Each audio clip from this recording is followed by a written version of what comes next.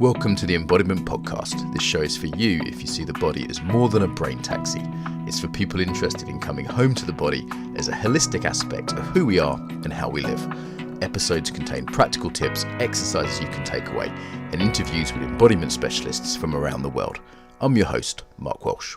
On the show today, Russell Delman. So Russell is someone I've been really looking forward to talk to. I've known about his work for a while, coming from a really rich background in Zen, in Feldenkrais, in focusing various kinds of body modality. He's trained teachers all over the world. He's been doing some very interesting things. So welcome. Thank you. Happy to be here, Mark. I normally begin interviews by asking people, how did they get interested in the body? So what was the beginning of your journey into this world? Well, it's really hard to say how that started. I mean, as a young man, I was interested in sports and I liked to move. So there was, not in the very conscious way that I grew into, but it was always there.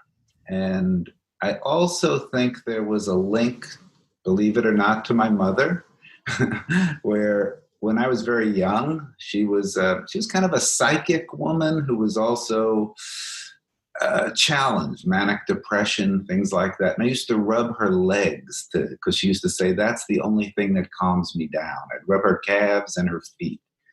And we had this relationship where I would do that almost every day from like 8 years old to 12, her calves and her feet. And she would say, you have the best hands. You're going to be an osteopath. And I used to say, no, Mom, I want to be a psychiatrist, because she was always seeing psychiatrists. And so an osteopathic psychiatrist is kind of like Feldenkrais, we could say. So somehow from the 8 years old, I was already tuned to the power of the body as a vehicle of affecting a whole human being. And then out of that, when I was about 18 and started to meditate, I realized that the form I was attracted to, Zen, was very body-based, was really being in the present moment in your body. And that I just took to. And so that opened me to yoga and to Moshe Feldenkrais, and it all kind of grew from there. Wonderful. There's a lot we can go into here. We have time. So why don't we start with Feldenkrais, because you're the first Feldenkrais practitioner we've had, or someone from that background we've had on the show. Yes. So, who was Moshe Feldenkrais and what is the Feldenkrais method for those that may have never heard of it? Because it's not as well known as I'd kind of like it to be still to this day. Sure. So what is it? Well, so let me start with Moshe Feldenkrais and then go into the methodology. So he was a truly unique human being. He was born in 1904 in the Ukraine, traveled with villagers, left his family behind when he was 13 years old, and walked and rode horses and took a boat to Palestine, where he lived in Palestine and Israel most of his life, from 13 till he died in 1984 at the age of 80. And he was an incredibly diverse human being, very physically strong. He helped build Tel Aviv. He was one of the Jewish youth protecting their part of the beach when there was a lot of armed combat. He learned jujitsu as a young man, and actually his first two books, this is not well known, were on the martial arts. He developed methods of taking knives away from attackers that are still in use today. And in fact, I'll get to how he got there, but when he went to Paris to study at the Sorbonne, the originator of modern day judo, Professor Kano from Japan, saw his book. There's a whole long story about that. I won't tell it now. And decided to train him to bring judo to the continent. So he started the Paris Judo School, the London Judo School, and was a major influence on bringing judo into Europe. So he was a master in the martial arts. He was also, by profession, an engineer, mathematician, physicist. He had PhDs in various fields, lots of patents in electronics.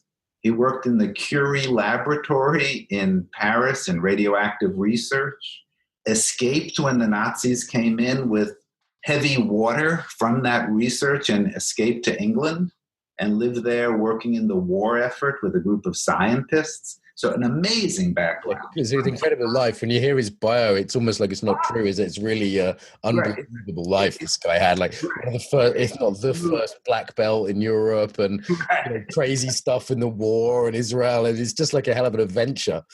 It's true. It's an amazing movie.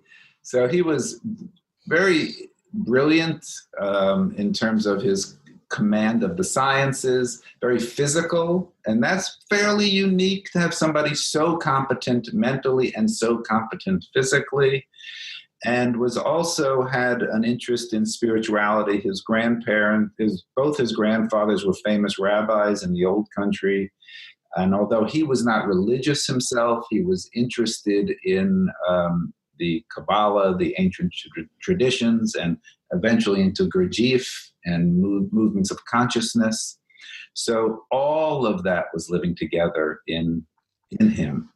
So then he came back after the war to Israel and had been developing, with the scientists he was living with, was developing ways of movement, not judo now, but developing his own movement system to help them be freer in their bodies. He began to see, while living there, this is back late 30s and in the 40s, he began writing his first books about embodiment and about how, I'll give you a great example. One of his best friends had become impotent, and he noticed that the man walked always with his pelvis tucked under.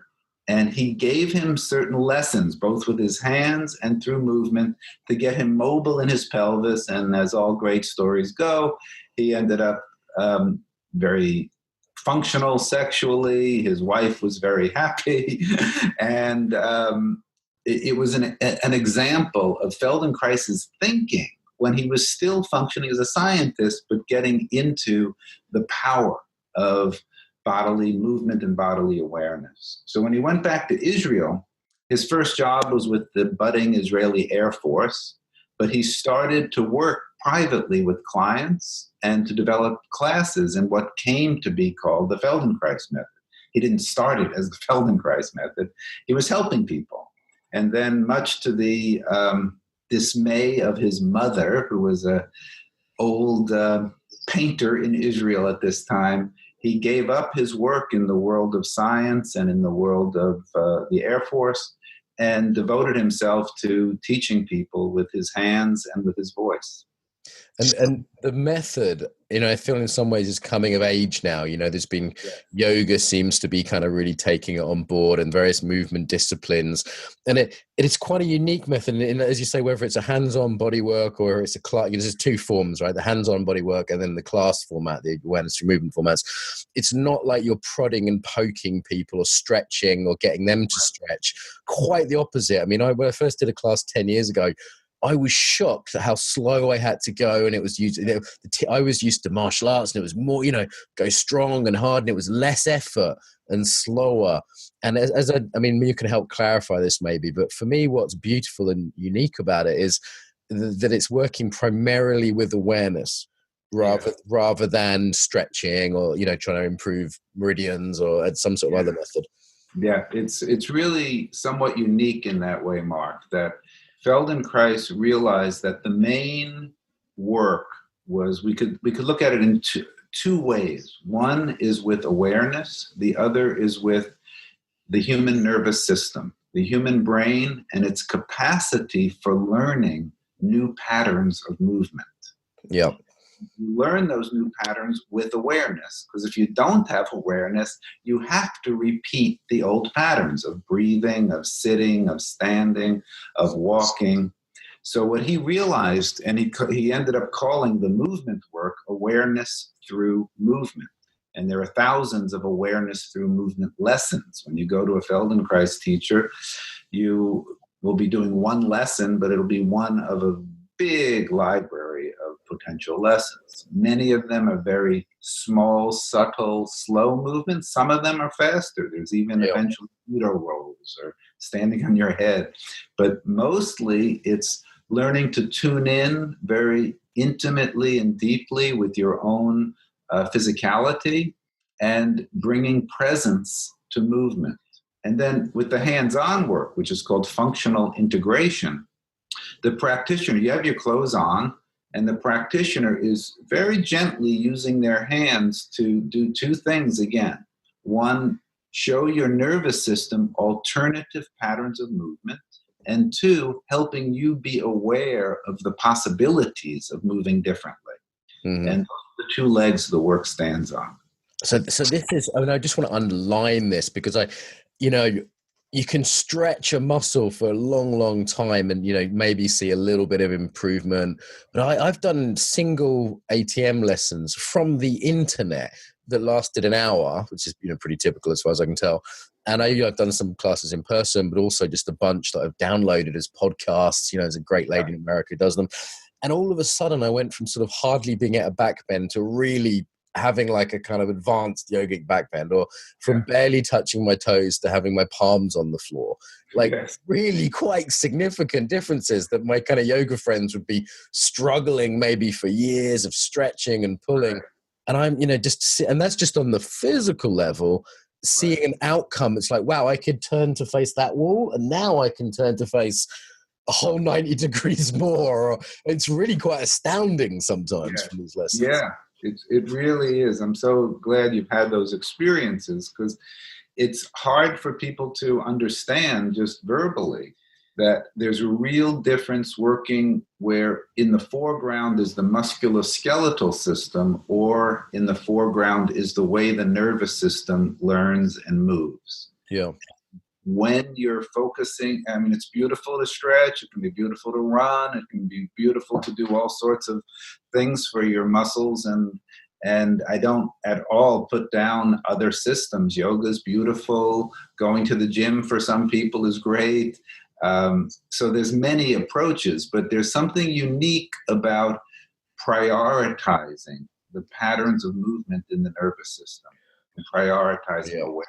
It strikes me as a very intelligent approach, which is why I think a lot of people in the kind of yoga world or bodywork world are coming to, if not Feldenkrais, something similar, something with a nervous system orientation. Because while, it's not going to get you fit, so there's definitely uses to other systems, you're not going to get stronger. But in terms of just freedom of, it seems to me there's two main groups of people that do Feldenkrais. There's the people who are physically really unwell and can barely move, and then people who want to move beautifully. And if I look at the best dancers I know, or some of the best movers I know in yoga or dance, often they're the ones who have done Feldenkrais. And is there a piece also in the middle about emotional expression? Because if we're limited in habitual ways of physically moving, I guess that also translates into more limited sort of social or emotional expressions. Yeah, yes, absolutely. That was part of Feldenkrais's great insight back in the 30s that was really ahead of its time, was recognizing, well, two great insights, I would say. One was the unity of the human being, that our motor patterns are not only habits in the body, but they're habits in ways of being in the world, which includes how we interact with others, how we relate to our own feelings, how we are in the world. In some ways, it's so obvious, and yet it's so easily missed. It's like every actor or director knows that somebody walking on stage with a different kind of movement, a different kind of carriage, their chest lifted or lowered, their head dropped or raised, that it's a different character. Yeah. We know it, but we don't recognize that that's us in everyday life, going through our life with our often fairly rigid patterns. Yeah, and that almost, we almost described the kind of birth of what I'd call the embodiment movement. Yeah. And I think Feldenkrais is definitely one of the sort of few biggest names. Many of my teachers were trained by him, at least in part, and every time you get interested in one of the sort of your kind of generation and younger teachers, they're often come through a lineage that goes at least through him or is connected to him. And that realization of like, hey, hang on a minute, we're not just making meat move more efficiently, we're working with human beings. Yes, but really, really so important and so so insightful back in the days. He felt a little bit crazy because the people were not, he was seeing things so differently. And he would say, usually when one person is seeing things so differently, it's usually they're nuts. It's a rule of thumb that nearly always works. Yeah. But he ended up at Esalen, right? Which we had Don Hanlon Johnson on the show, who's rolfing trainer, heavily involved with Esalen, maybe Yes. Don, and he was sort of, there was this mixture of Esalen as one of the epicenters of this work, which ended up now in England and Russia, everywhere else in the world, of Feldenkrais, and then with the psychotherapists. And I know you also work with some of the sort of Gestalt people. It seems like that's where body work and martial arts and dance with Gabrielle Roth collided with the kind of therapeutic type traditions. Yes, very much so. And it's when we start seeing the oneness of the human being, and we start realizing that human being can be approached, and it's very helpful to approach at these various levels, and that when the body is left out, it's like you're making, if you want to do psychological work or you want to do spiritual work, or these categories that are unfortunately separate in our minds, that leaving out the physical infrastructure of those states. And that's a really important concept, that our bodily patterns are an infrastructure for certain mental states, for certain ways of being in the world, ways of seeing ourselves. And to leave that out is so unfortunate and makes the work so much harder for people. Yeah, I think sort of psychologists realized, from Reich on through, particularly through the kind of, 60s kind of guys coming in, that the body was important for psychologists, but then also the body workers are discovering psychology, right? There's a kind of, and like for me, Feldenkrais, there is nothing better for freedom of movement within the body. I'll just put it out there because I've tried most things. And so I really want to kind of keep bigging it up because as I said, I don't think it's quite as popular as I'd love it to be. I kind of somehow wonder why it's not so well known. And is it because it doesn't, it's not dramatic, or you have to go slow and patiently? Yeah, I think that's true. And in some ways, Mark, I'll be surprised if it's ever really popular. Yeah. Not necessarily a bad thing.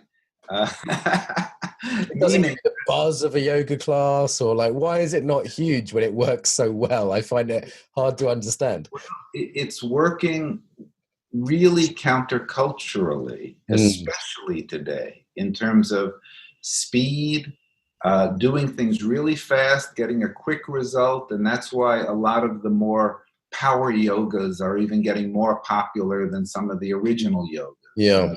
The Bikram and the power and the this, that people want to see. It's very ego building, actually. And it feels like it's doing something, right? It's like, okay, my quadriceps are burning and I'm sweating a lot and it hurts. So it must, this sort of Calvinistic ethic of it must be good for me because it hurts. And it's interesting, when I was doing Feldenkrais lessons, and I still get challenged by this, the biggest challenge for me in the practice is slowing down and not pushing my limit, because I'm characteristically very similar to the culture of the modern world. Like, my personality is very aligned with modern culture. I like fast, hard, and I like pushing my edge. Right. And that means when I went to Feldenkrais, I think for the first year, I just didn't get it. And then as soon as I started doing it, I started getting loads of benefit. But as you say, it was counter to my entire personality, or the entire culture we're in, to not try hard. Right. And as things get faster and speedier and more techno and all like that, it is really a counterpoint to all that. So I would be surprised. I think it's really what the culture needs. It's really an antidote. And it's part of why it's so often people who are in pain, or people at the upper end of movement potential, are willing to do it, because the people in pain are often desperate, or not only pain, but movement dysfunction, cerebral palsy, neurological things. And then, as you were saying before, dancers and martial artists like being in there. They're kinesthetic. They like to sense themselves. But the people, the broad majority of people, most of them will find it slow at the beginning and boring. And like, as you say, what's your motivation? Unless you're a high level mover, which is what I'd recommend it to most of the people who listen to this podcast, or you're like seriously just not able to get out of a chair. And I was just to find it quite funny as a sort of nearly middle-aged guy. I'd be in a class and everyone in there would be like either a beautiful young woman who I'd want as my lover, or like some, sort of beautiful silver-haired old lady I wanted as my grandmother. And then, it was sort of like, where's the middle ground? It was always the sort of very beautiful and aesthetic or athletic or, really, because Feldenkrais people can move very beautifully as well, can't they? There can be an oiled kind of fluidity and a poise. Yeah. Okay, so what was missing for you in that, or why did you want to develop that? Because on the one hand, I see Feldenkrais as being wonderfully physical, but actually it didn't and doesn't go as much into the psychological and emotional as I would like. I used to go there and be like, wow, that's really interesting. There's this whole new way of being that's freed up to me. And it wasn't really it was still on much more on the sort of physical, right, looking at it through the lens of physicality. And I wonder if you went through a similar process because you've added in other things and brought in other practices to that, right? Yeah, I would say not so much added as I had my own transformations when I developed the Embodied Life School, which is my teaching now, the Embodied Life. It was really recognizing, it was in the I started teaching Embodied Life retreats back in the 90s, but it was in the early 2000s when I asked myself the question, if I had 5 years left to live, what would I be doing? And in addition to a lot of time with my wife and daughter, was to bring my life teachings into the world. And what was true was that it was inappropriate in Feldenkrais trainings to bring in the meditation work that was so important to my development, and to bring in the awareness of feelings and how to be with one's feeling life in helpful ways. Yeah, the emotional. Right, emotions, how to bring awareness to that realm of experience in ways that were congruent with Feldenkrais, but added, were not intrinsic to the method.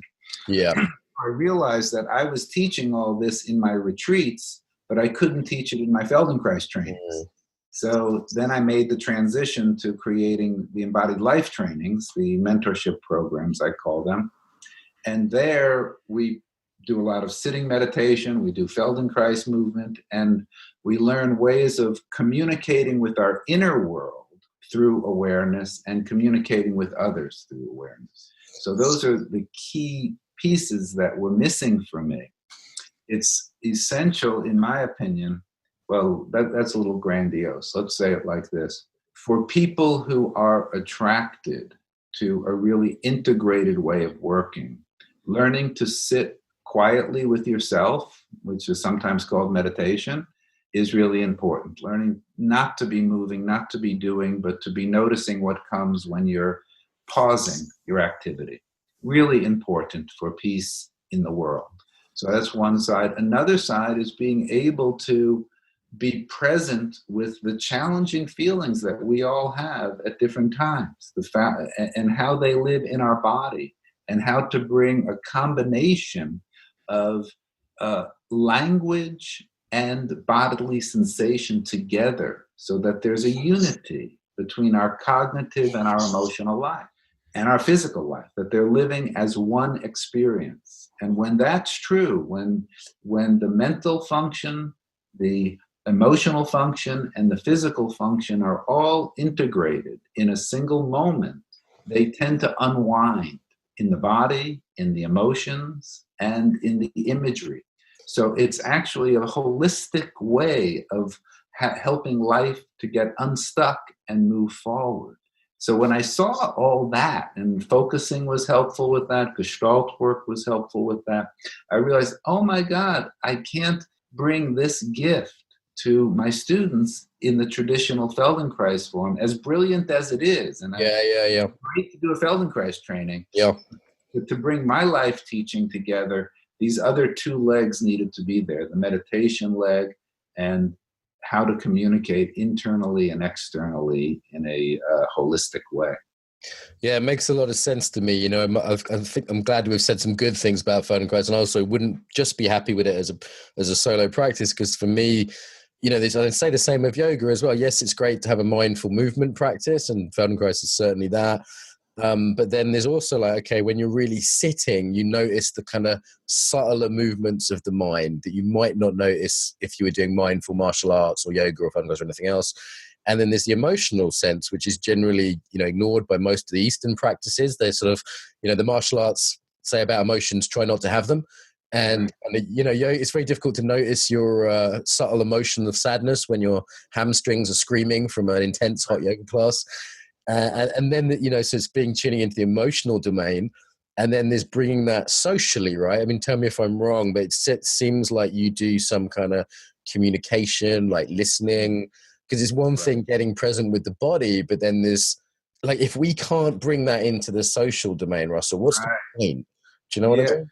Yeah, really key, Mark. I'm glad you're bringing that, because so many people who are oriented towards inner work, whether it's meditation or psychological work or body work, there's such a trap of cultural narcissism. There's such a trap of inner focus, as if the inner world is somehow separate from the outer world. And that is a really key error in the development of consciousness. And it's much more than just an individual error. It's a cultural. Yeah. So what I've come to see is that often people who are doing deep inner work really need some skills in how to connect what's living in them with others around them, how to enact it in the world. And similarly, people who are attracted to social activism often need to learn the inner work, because they burn out too quickly. They get overwhelmed by their anger and they're upset, and they end up either addicted to something or just burnt out.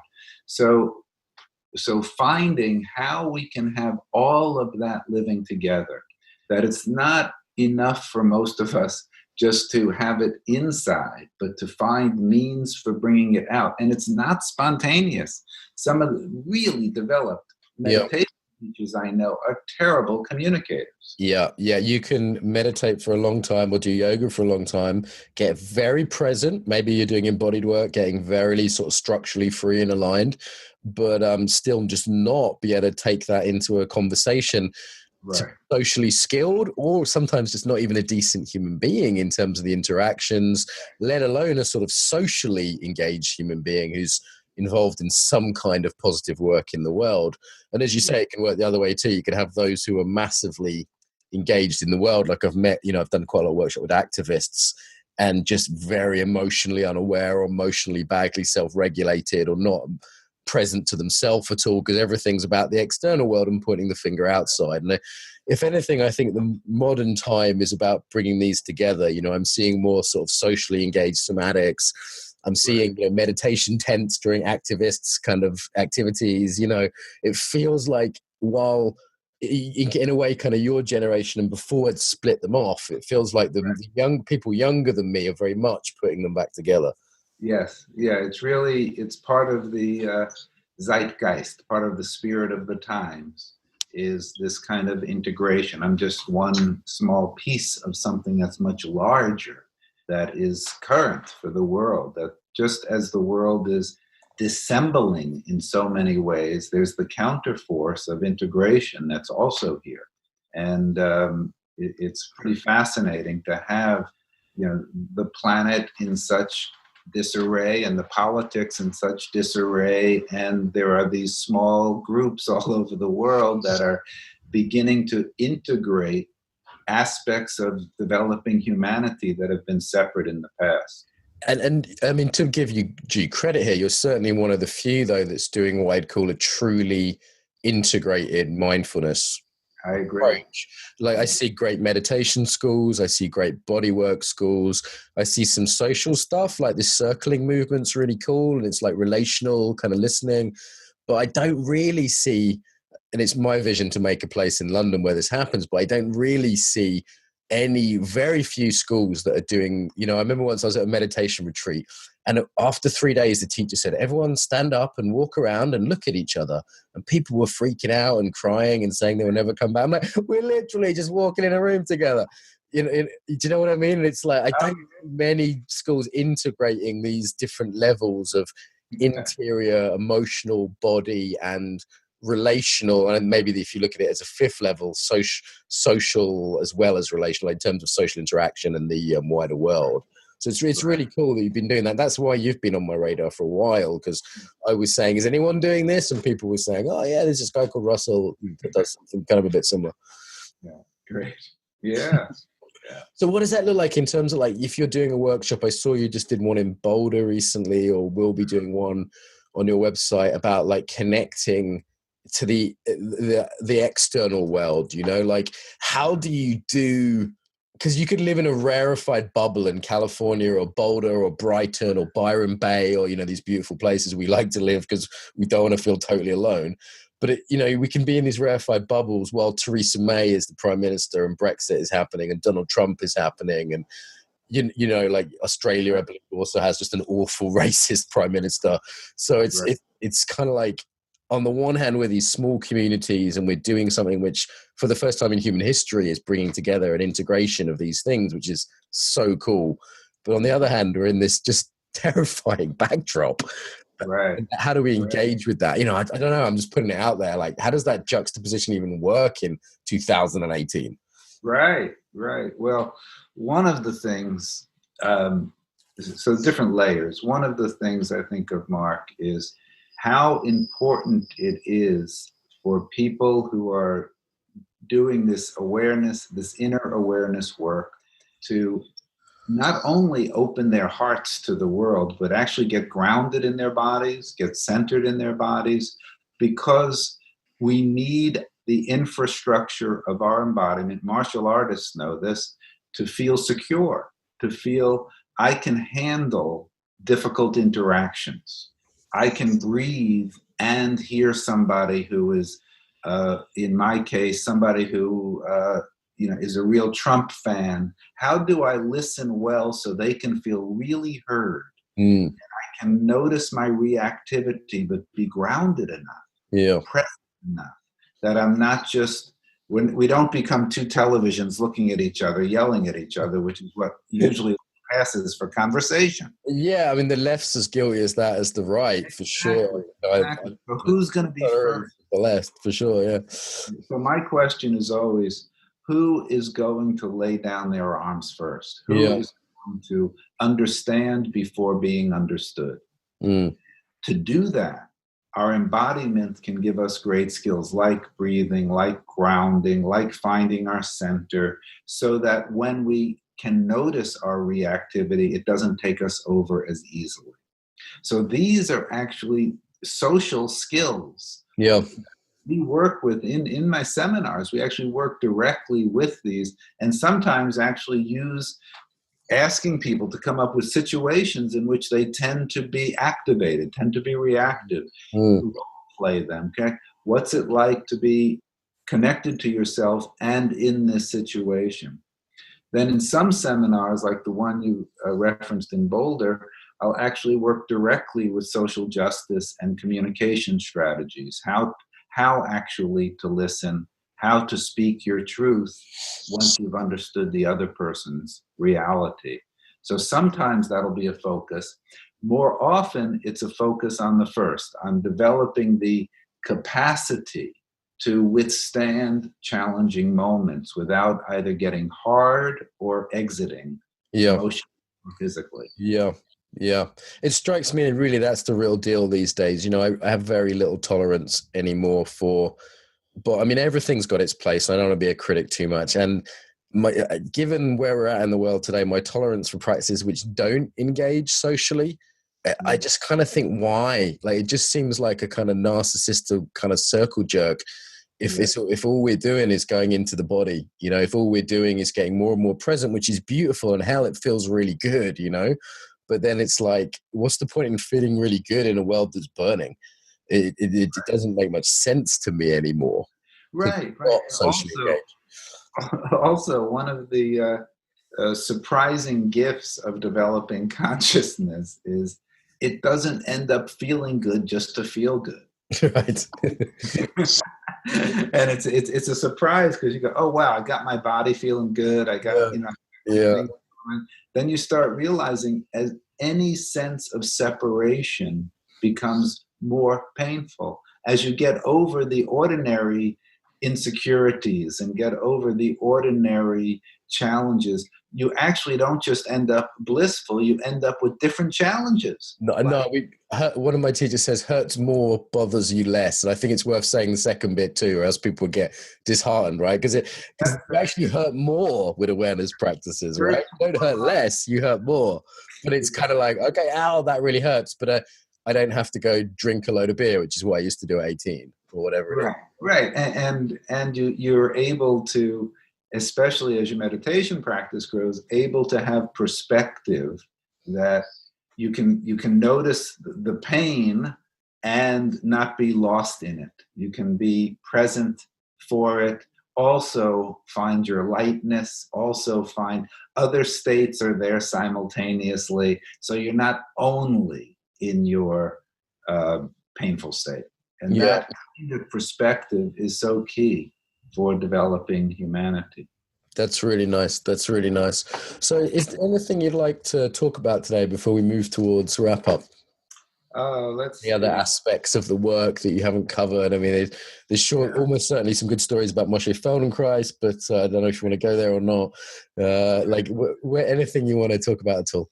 Let's see. I'll tell you a good Feldenkrais story that kind of connects my great gratitude to him, my work with him, and my future work. So I was one of the first people trained by him, and back in 75, there were a small group of Israelis that were working with him before that, but it was the first real organized training in San Francisco.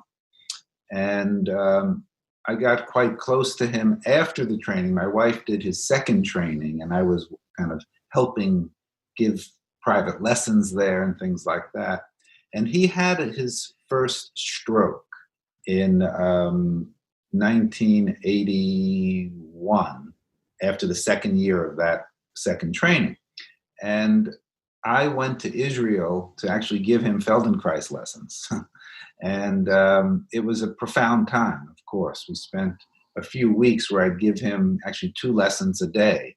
So I learned so much during that period. He was beginning to work again, so he would work with one little girl that had many of the same symptoms that he had. So he was kind of teaching me what to do non-verbally by watching what he did with her. So that's a whole other story. But so we're sitting at his desk during the day and just talking to each other.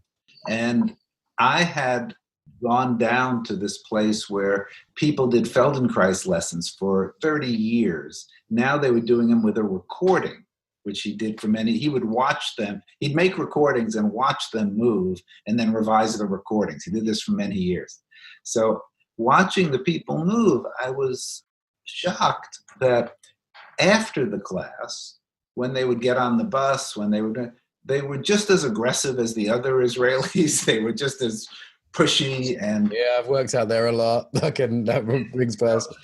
So I said to him, Moshe, what I've noticed in my own practice and with some people who've been doing your work for many years is some of them seem to generalize the movement work to their way of being in the world, but it's not consistent. Yeah. So it really remains a bodily experience that doesn't seem to migrate over to other brain regions, so that their way of being social is different, their way of speaking is. So, and I said, Moshe, you predicted in your writings that if there was this change here, that it would basically automatically happen here. Yeah. And he looked at me, and it was scary to bring up the subject. I was young and I was confident. He's a very strong guy. And he said, actually, it's the greatest disappointment of my life. that it's not automatic. It's not automatic, is it? It's a naive view. It doesn't always happen. What philosophers would call, it's not monistic. It's not that this creates this. It's not that they influence each other. But that was part of my creation of the embodied life work, was realizing the Feldenkrais work spontaneously for a certain group of people transforms their whole life. For a bigger group of people, it influences their bodily movements significantly and touches other places, but not hugely. And so I developed the embodied life work to take these, it's like people get so ripe from doing the Feldenkrais movements, they just need a little bit more input with the meditation, with the communication work, to generalize the softening of their chest, the groundedness of their legs, the centering of their pelvis, to bring that into everyday life. Yeah, it doesn't take much, does it? It's the same. I see the same with yoga. People practice warrior pose and they get warrior-like, and then they quit doing the pose, and most of them aren't warrior-like when they leave the building, except a few who somehow get it. But it doesn't take much to transfer that and say, okay, let's make a warrior-like walk, or how would you express your political views in a warrior-like way? Or, we could be talking about something more yin version, and it doesn't actually take that much, does it, to help people make that, I call it bridging or transferring. Beautiful. That's pretty exciting, I think, that awareness of that and ways of working with that. Awesome. I really like that. So I've really enjoyed this. The time's really gone by quickly. I need to go out dancing soon. I've got a dance date with my wife booked for this evening, so that'll be pleasant. Any final message for the world? And before that, actually, people can find you at russelldelman.com, right? That's two L's in Russell, one L in Delman. Russell. Right, and there's all sorts of free resources on that site, isn't there? There's writings and videos and all sorts of stuff there. There's a Facebook group they can link to from there. Anywhere else people can find you that be good resource? No, that's the best place, russelldelman.com. Check the calendar. I'm in Europe 4 times a year. I don't currently have anything going on in England, but in France, Germany, Austria, Switzerland, I have seminars. Great. I know we have listeners all over the world. So I was going to ask you after the recording if there's any seminars in England, but do let me know if you're back in Brighton. And any final message for our listeners, sir? I'm grateful to you for hosting this, for doing the work you're doing in the world. And I just so encourage people to find ways of being self-connected, being grounded in themselves, physically, emotionally, learn to observe their own thoughts and feelings with care and bring their hearts into the world. That is beautiful. Thank you so much. Take good care, Mark. If you enjoyed this episode, subscribe to get more. If you'd like to help us build the Embodied Tribe, leave a review on iTunes or share this on your social media. If you're interested in training globally, sign up to receive the newsletter at embodiedfacilitator.com. Until next time, welcome home to the body.